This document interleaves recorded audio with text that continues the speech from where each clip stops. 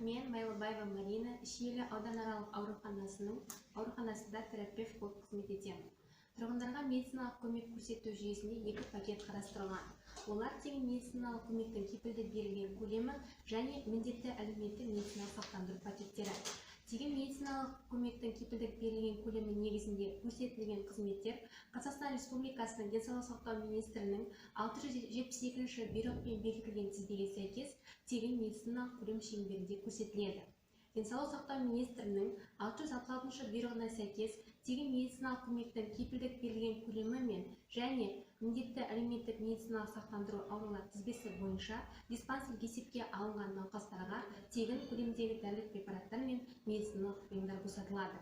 Ол үшін науқас диагнозына сәйкес аймақ дәрігерінің жолдамасымен арнайы зерттемелерден өтіп диспансерлік есепке алынады. Диспансерлік есепке алынып, бақылауда болатын науқас қана дәрілік препараттар мен медициналық бұйымдарды алдын ала есептеп берілген сұранысқа байланысты жыл көлемінде қамтамасыз етіп отырады.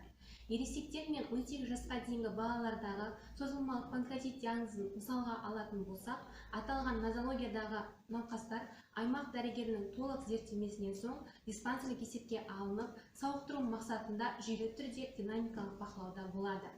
Негізгі аурудың қабыну кезінде тағайындалған дәрілік препараттар 666-шы бұйрыққа сәйкес ауырсынуды басатын және ферментті препараттар тегін көлемде қамтамасыз етіледі. Стационарлық емді қажет ететін науқастар стационар алмастыратын және тәуліктік стационарда тегін көлемде емделуге мүмкіндігі бар.